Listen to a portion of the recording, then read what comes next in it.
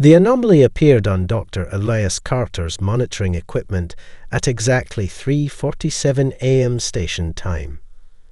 A fluctuation in background radiation that pulsed with mathematical precision, too ordered to be natural, too complex to be coincidental. He leaned closer to the holographic display, the blue light illuminating his tired features. "Computer, run diagnostic sequence on long-range sensors," he commanded, his voice cutting through the quiet hum of Frontier Station 9's observation deck. Diagnostic complete. All systems functioning within normal parameters. The A responded in its pleasant, androgynous tone. Elias frowned. 3 weeks of isolation on the night shift monitoring the outer reaches of known space had made him paranoid, but this signal was different. It seemed to be responding to the station's passive scans, adjusting its frequency whenever the sensors locked onto it. "Dr. Carter, may I suggest rest? Your cortisol levels indicate elevated stress," the AA chimed in. "Not now," he muttered, eyes fixed on the pulsing anomaly. "Log this phenomenon and prepare a report for the morning briefing." His colleagues would dismiss it. They always did. To them, he was the overcautious xenobiologist who saw alien intelligence in every unusual reading. 20 years of studying potential extraterrestrial life forms had earned him respect in academic circles, but also a reputation for obsessiveness. The signal disappeared as suddenly as it had appeared. Elias sighed and rubbed his temples. Perhaps they were right. Perhaps. His personal terminal pinged with an incoming message. Restricted sender. No originating address. He opened it and felt his blood turn cold. On the screen was a photograph of himself as a 7-year-old boy, standing in front of a rusted swing set in his childhood backyard in Montana.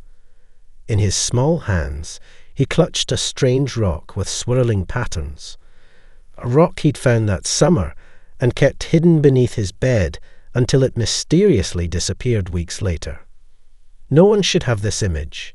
There were no photographs of that rock. He'd never shown it to anyone except his grandfather, who had died over 30 years ago. Computer, full security sweep. Check for data breaches. Scanning. No unauthorized access detected to personal files or station archives. The lights flickered once, twice, then stabilized. A soft crackling sound, like static electricity, filled the air. Warning! Unknown energy signature detected in observation deck, the A announced, its voice modulating slightly higher than normal. Elias reached for the emergency alert on his wrist communicator when the air in front of him seemed to fold inward, creating a ripple in space itself. Through this impossible doorway stepped a woman, if she could be called that. Her skin shimmered with what looked like galaxies swirling beneath its surface. Her eyes shifted continuously between colors no human language had names for. She wore something that might have been a bodysuit, or perhaps was her actual skin, a material that absorbed and reflected light in patterns that hurt his eyes to follow. "Hello, Elias," she said, her voice carrying harmonics that made the observation deck's windows vibrate. "It's been several centuries since I last saw one of your bloodline." He backed away, bumping into his workstation. The emergency button on his communicator wasn't working. Nothing was working. "Who? What are you?" he managed to ask. "You humans always begin with the same questions," she said with something approximating a smile. "My name is Azuria, and what I am." She stepped closer, her movement too fluid to be human. "That's a much longer conversation." Before he could react, she reached out and touched his forehead with iridescent fingertips. His mind exploded with images. Ancient stone circles aligned with stars. Civilizations rising and falling across thousands of worlds. creatures of light and energy watching over primitive humanoids, and stars, countless stars, seen from impossible vantage points no human had ever occupied. "Now you'll begin to understand," Azuria whispered as Elias collapsed to his knees, overwhelmed by the flood of alien memories. "Why I've been watching. Why I can never let your kind go." Elias woke with a start, his head pounding. The observation deck was empty, the air still and normal. No sign of the impossible woman with galaxy skin. He checked his terminal, 5:27 a.m., nearly 2 hours since the anomaly first appeared. "Computer, security footage from the observation deck, last 2 hours," he commanded, voice hoarse. The screen flickered to life, showing him alone at his station, occasionally typing or pacing. No spatial distortions, no visitor. At 3:52 a.m., the recording showed him simply slumping forward onto his console as if suddenly asleep. "That's not what happened," he whispered. He touched his forehead where her fingers had made contact. The skin felt unusually warm. When the morning shift arrived, Elias tried to explain what he'd experienced. Dr. Myers, the station's senior researcher, suggested he visit medical for a neurological scan. "Deep space isolation can cause hallucinations, Elias. Happens to the best of us." But no one mentioned the anomaly he'd logged. When he checked the system, the report was gone. By midday, Elias noticed something else. His colleagues responded to his presence, but their eyes seemed unfocused, their responses mechanical. They performed their duties with precision, but moved like sleepwalkers. When he deliberately knocked a cup of coffee onto Dr. Myers' workspace, the man simply stepped around the spill without acknowledging it. "They can't fully perceive you anymore," came a familiar, harmonically rich voice from behind him. Elias spun around. Azuria stood there, now dressed in what appeared to be a standard station uniform, though it rippled with subtle colors that shouldn't exist. No one else in the lab reacted to her presence. "What have you done to them?" he demanded. "Nothing harmful. I've simply adjusted their perception threshold. They see enough of you to avoid collisions, but not enough to truly interact." She picked up a specimen container, studying it with curious eyes. "A temporary measure, I assure you." "Why?" "Because we need to talk, and your first instinct was to alert your superiors." She placed the container down precisely where it had been. "That would complicate matters." Elias glanced at the emergency evacuation protocols posted near the door. Azuria followed his gaze and smiled. "You're thinking of running. That's expected." For 3 days, Elias documented everything, hiding his notes in encrypted files. He observed his colleagues moving through their routines like automata, completely oblivious to his increasingly desperate attempts to break through whatever perceptual barrier Azuria had created. On the 3rd night, he made his decision. Using his still functional access codes, he commandeered the station's small research vessel. The escape procedure required no approval in emergency situations, a safeguard he now exploited. As the docking clamps released, he allowed himself a moment of hope. The ship's systems responded to his commands, the engines humming to life. He plotted a course for Centauri Military Outpost, the nearest human settlement with sufficient security forces. The moment the ship entered FTL, alarms blared. Navigation systems flickered, and the vessel lurched violently as it exited hyperspace. Through the viewport, an unfamiliar dwarf planet loomed, its surface a crystalline maze that reflected starlight in prismatic patterns. Elias fought the controls as the ship plummeted toward the surface, propulsion systems offline. Impact was inevitable. He could only adjust trajectory to minimize damage. The crash sent him slamming against restraints, the view screen spiderwebbing with cracks. When his vision cleared, he saw them. Thousands of ships identical to his, embedded in the crystalline landscape like insects in amber. Some appeared ancient, their hulls corroded by time. Others looked freshly crashed. His communicator crackled. "I hoped you would choose to stay and listen." Azuria's voice came through with perfect clarity. "Now I must insist." Elias unstrapped himself, grabbed an emergency pack, and forced the hatch open. If he couldn't escape by ship, he'd find another way. But as his feet touched the crystalline ground, it rippled like liquid, then solidified around his ankles. In the distance, a massive structure rose from the landscape, part building, part organism, pulsing with internal light. The ground beneath him began to flow like a conveyor, carrying him inexorably toward it. "The archive awaits." Azuria's voice echoed across the alien landscape. "And with it, the answers you pretend you don't want." The structure swallowed Elias whole. One moment he was being pulled across the crystalline surface. The next he passed through what appeared to be a solid wall, the material parting like water around him before sealing shut behind. Inside, the space defied comprehension.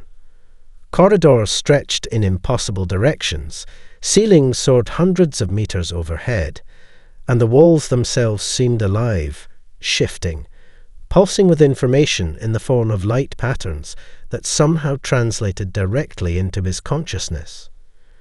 "Welcome to the archive," Azuria said, appearing beside him. Her form seemed more substantial here, more real. One of 17 repositories scattered across this galaxy. "What is this place?" Elias asked, his scientific curiosity momentarily overriding his fear. "A library, a museum. A record of your species from its inception to its potential futures." She gestured, and the nearest wall dissolved, revealing a vast chamber filled with suspended holographic displays. "Let me show you why I've brought you here."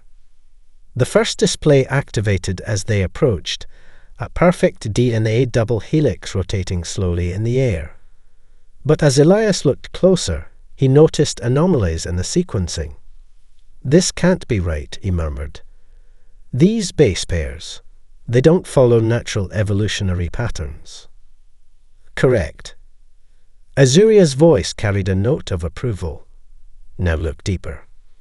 The display zoomed in, revealing microscopic structures embedded within the DNA itself, geometric patterns of molecules that created what appeared to be a complex code. "Impossible," Elias whispered. "DNA doesn't form these kinds of structures naturally." "Not naturally, no." Azuria waved her hand, and the display shifted to show ancient cave paintings, then early human settlements, then advanced civilizations, each with subtle anomalies that his trained eye could now detect. Technological advances that appeared centuries before their time. Evolutionary leaps that defied gradual adaptation. "Are you saying humans were engineered?" The words felt strange in his mouth. "Your species didn't evolve naturally on Earth," she confirmed, displaying molecular structures that made his most advanced knowledge seem primitive. "You were seeded there, templates designed to flourish independently." "By whom?" Elias demanded, though part of him already knew the answer. Azuria's form shifted before his eyes. Her humanoid appearance melted away, revealing a being of crystalline light, with appendages that branched in fractal patterns and a core that pulsed with energies beyond human comprehension. Yet somehow, in this true form, she seemed both terrifying and actually beautiful. "My people," she answered, her voice now resonating directly in his mind. "The Eternals. We seeded life across thousands of worlds, but Earth was special." Images flooded the chamber, ancient spacecraft arriving on a primordial Earth, manipulating the building blocks of life, monitoring development across millennia. Why? Why engineer us at all? Elias asked, struggling to process the revelation that humanity's entire existence was essentially a controlled experiment. Initially, because creation is in our nature. Her form shifted back to humanoid, perhaps sensing his discomfort. But we've become divided on your purpose. Some see you as tools, others as children, still others as potential equals. She approached another display, showing what appeared to be a war among beings of pure energy. For 12,000 years, I've protected your kind from those who consider you property, those who would reclaim you now that you've developed spacefaring technology ahead of schedule. A deafening alarm suddenly echoed through the structure, so loud it seemed to vibrate the atoms of Elias's body. The walls flashed crimson. Proximity alert, Azuria said, her expression tense for the first time since he'd met her. Hunter vessels entering this system. Hunters. The ones who consider your kind a failed experiment. She grasped his arm, her touch sending electric currents through his skin. The ones who would rather erase humanity than allow it to fulfill its potential. We must go. Now. This way, Azuria commanded, pulling Elias through corridors that seemed to materialize and dematerialize around them. The archive's walls pulsed with urgent patterns that translated into a visceral sense of danger in his mind. They emerged onto a platform where Azuria's crystalline vessel waited, its surface rippling as if eager for departure. As they boarded, the viewport revealed 3 sleek, obsidian ships entering the atmosphere. Their hulls seemed to bend light around them, making their exact dimensions impossible to determine. Hunter vessels, Azuria explained as her ship lifted off. They can track my energy signature across vast distances. The crystalline ship accelerated with impossible speed, pushing Elias into his seat with forces that should have crushed him. Yet he felt only moderate pressure, as if the vessel somehow shielded him from the true physics of their movement. Who exactly are these hunters? He managed to ask as the dwarf planet shrank rapidly behind them. Eternals who believe your species represents a containment breach, she replied, her hands dancing across controls that responded to touch, thought, and some other sense Elias couldn't identify. They've monitored 12 engineered worlds across this galaxy arm. All templates were designed to evolve into servants with varying specializations. Only humans were given the capacity to eventually match our abilities. Why would you give us that potential? Our expression softened momentarily. Because some of us believed creation should surpass its creators. A beam of energy, not light, but something that distorted space itself, lanced past their ship, missing by meters. The obsidian vessels were gaining. They found us sooner than I calculated, Azuria muttered. Your ship's emergency beacon must have been more sophisticated than I realized.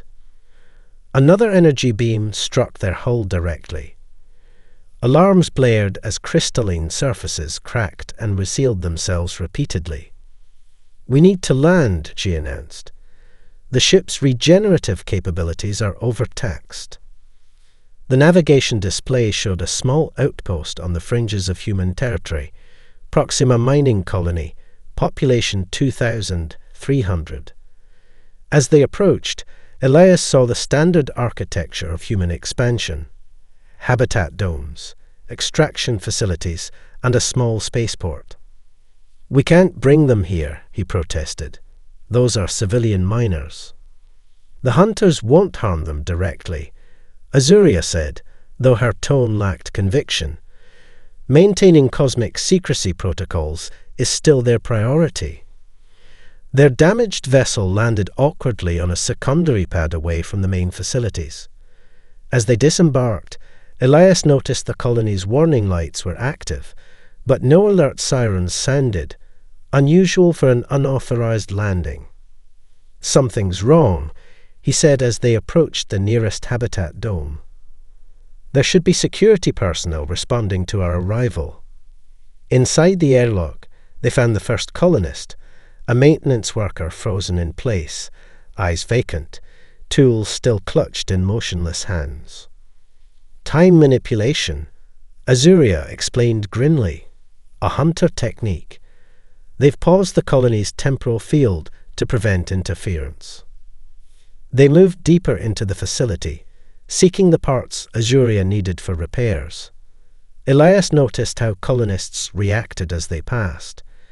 Those caught in the temporal distortion remained frozen, but others who had somehow avoided the effect showed strange reactions to Azuria's presence. Some backed away instinctively, others stared with unexpected recognition in their eyes. "Why are they looking at you like that?" Elias whispered as they entered the parts storage facility. "Every human subconsciously recognizes Eternals from genetic memory," she replied while gathering components. "Most suppress this knowledge. It manifests as instinctive awe or fear." As Azuria finished collecting the necessary parts, 3 colonists approached from the shadows. Their movements were too smooth, too coordinated. Their eyes glowed with an unnatural blue light. "Proxy vessels," Azuria whispered, dropping the components and pushing Elias behind her. "The hunters have possessed them. Run Elias now." Elias didn't question the command. He sprinted down the corridor as the possessed colonists moved within human speed toward Azuria. Behind him, flashes of light and sounds like shattering glass echoed through the facility. He rounded a corner and nearly collided with a security officer frozen mid-stride, weapon drawn. Improvising, Elias pulled the pulse pistol from the officer's rigid grasp. The weapon felt wrong in his hands. He was a scientist, not a soldier, but its weight provided some comfort as he ducked into a maintenance shaft. Through narrow ventilation grates, he watched more colonists with glowing blue eyes moving through the habitat with mechanically precise movements. They were searching for him. A hand clamped over his mouth. Elias nearly fired the pistol before recognizing Azuria's touch. Her skin was damaged, revealing crystalline structures beneath that slowly regenerated as he watched. "We must reach the ship," she whispered. "The repairs can be completed in flight." "Those people, can they be saved?" "The possession is temporary. Once we're gone, the hunters will release them." Her expression darkened. "But now they've confirmed your connection to me. Earth itself will become their target." They navigated through maintenance tunnels until they reached the exterior. The crystalline ship waited, its hull partially healed. As they sprinted across the landing pad, a brilliant light flooded the area. Above them, an obsidian hunter vessel hovered, its presence distorting reality around it. "Too late," Azuria muttered. She grabbed Elias's arm, her fingers digging painfully into his flesh. "Emergency translocation. Brace yourself." The world dissolved. Elias felt his body disintegrate into patterns of energy.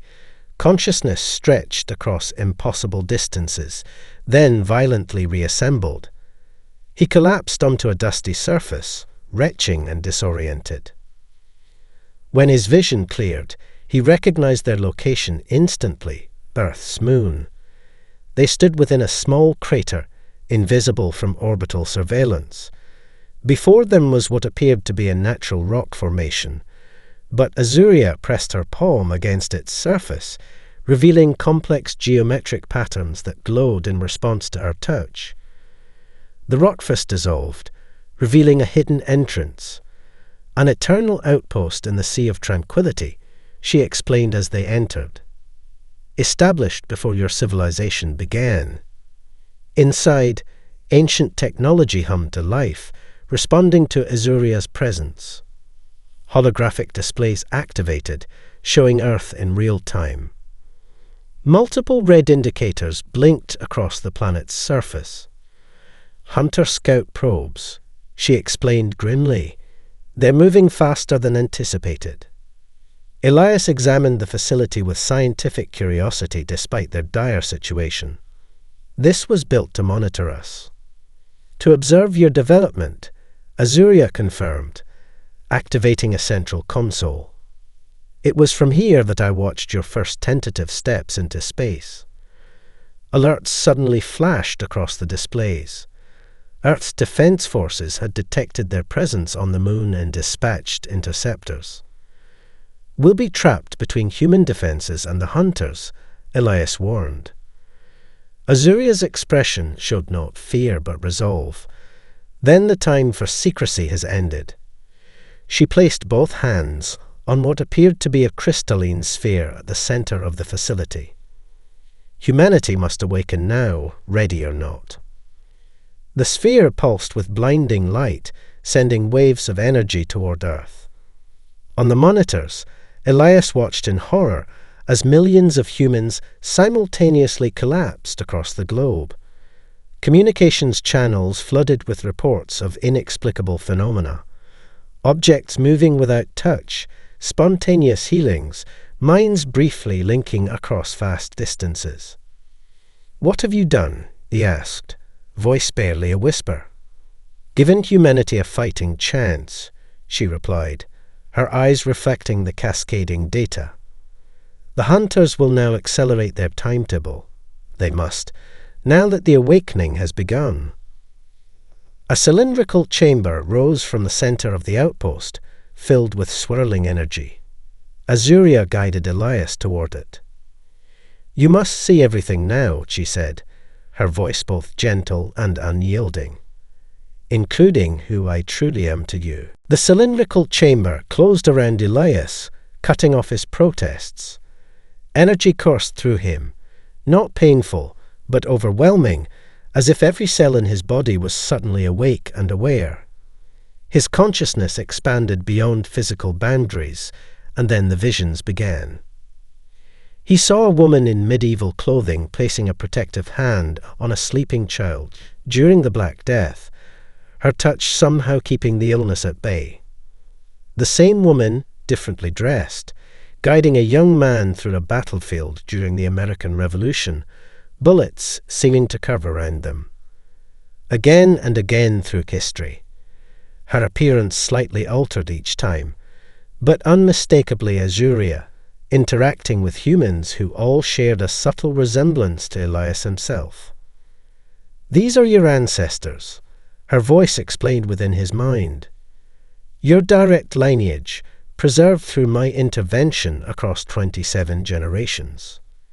The memories accelerated, Azuria providing crucial medical knowledge to a doctor in the 1918 pandemic, offering insights on nuclear physics to a researcher in the 1950s, subtly guiding a geneticist, Elias's grandmother, toward breakthrough discoveries in the 2010s.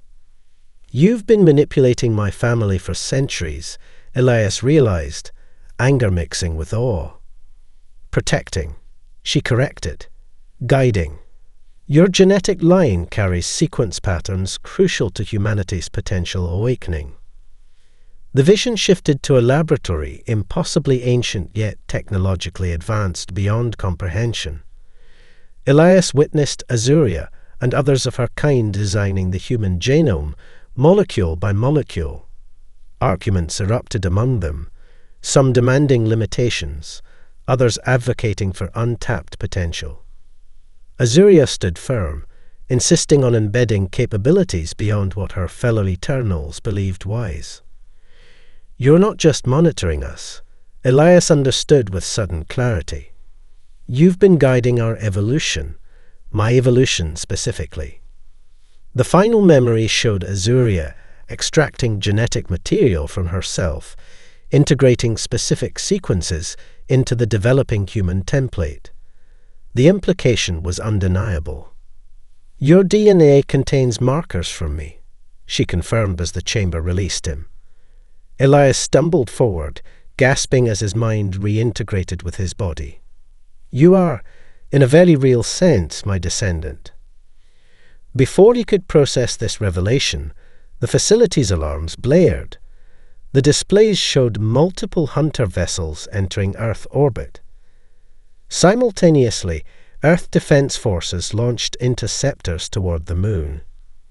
"We're trapped," Elias said, fighting through his mental disorientation. Not entirely. Azuria activated additional systems within the outpost. The awakening I triggered will manifest differently in each human. Some will develop telepathic abilities, others telekinesis, others rapid healing. Earth's forces now have weapons they don't yet understand. She displayed tactical projections, showing civilian reports flooding in worldwide, spontaneous manifestations of abilities previously considered impossible. Government agencies scrambling to respond. Military leaders watching their own soldiers display unexpected capabilities. The hunters must recover or eliminate all awakened humans before the abilities fully mature, Azuria explained. They've never faced this scenario before, an entire planet awakening simultaneously. Elias studied the tactical display, his scientific mind calculating probabilities. Humanity isn't ready for this. The social upheaval alone could tear us apart before the hunters even arrive. "Which is why you must return," Azuria said, producing a small crystalline device. "Your specific genetic sequence will accelerate others' awakening. You can serve as a template, a catalyst." "Return? You expect me to just walk into Earth Command after everything that's happened?" "You won't be alone." Azuria handed him the device. "This contains the complete history I've shown you, proof of both the threat and humanity's true potential." Elias weighed the device in his palm, feeling the weight of the decision more than its physical mass. "If I do this, what happens to you?" "I will face the Hunter Commander," she answered, her eyes shifting to colors that conveyed both determination and resignation. An encounter long overdue. The transport pod Azuria provided broke through Earth's atmosphere like a meteor, its crystalline structure absorbing the heat of re-entry. Inside, Elias clutched the data device, questioning his decision with every passing second. They had separated at the lunar outpost. Azuria to confront the hunters, he to return to Earth with knowledge that would forever change humanity. The pod crashed into the Nevada desert, its impact softened by technology beyond human understanding.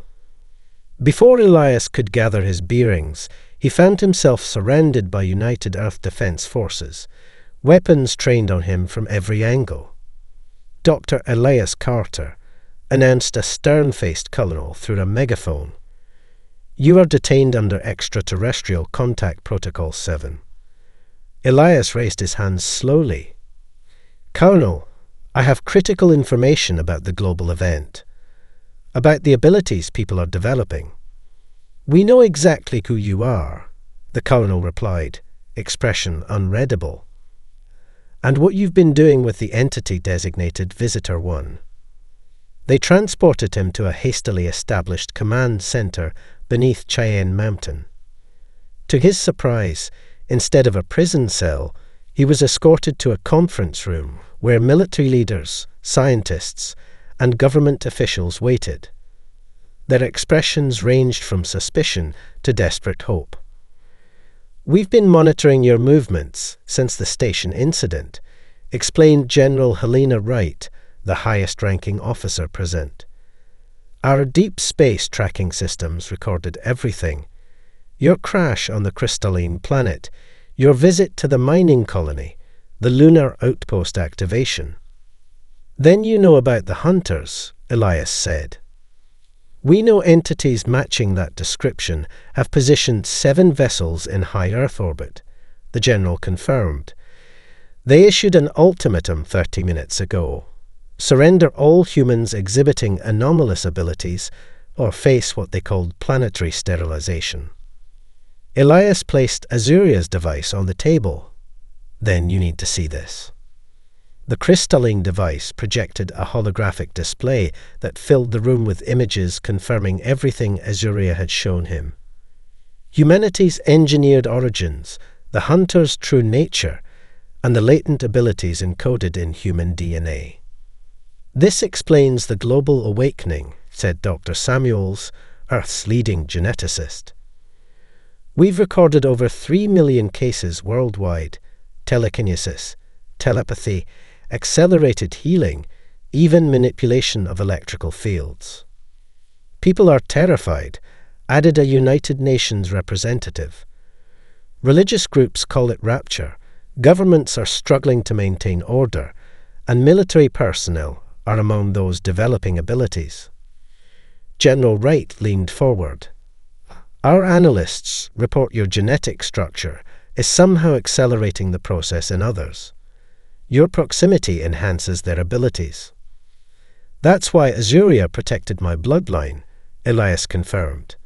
I'm a catalyst. And you trust this alien? Demanded the colonel who had arrested him. An entity that admits to manipulating human genetics for thousands of years. Before Elias could respond, alarms blared throughout the facility. Screens showed hunter vessels deploying smaller craft toward major population centers. They're not waiting for our answer, General Wright announced grimly. What happened next was unprecedented in human history. Rather than conventional weaponry, Earth deployed its newly awakened citizens. Military personnel with telekinetic abilities deflected energy weapons. Civilian telepaths created communication networks immune to electronic jamming. People who had never met formed spontaneous psychic connections, coordinating a defense that transcended normal human limitations. At the center stood Elias, his proximity amplifying the abilities of those around him. Through this makeshift network, he sensed Azuria confronting the hunter commander in orbit, a clash of cosmic entities that rippled through the fabric of reality itself. She's buying us time, you realize, addressing the assembled leaders. But humanity must choose its own path forward now. As the battle raged worldwide, Elias felt something new awakening within himself, a connection to the same cosmic energy source the Eternals called the Continuum.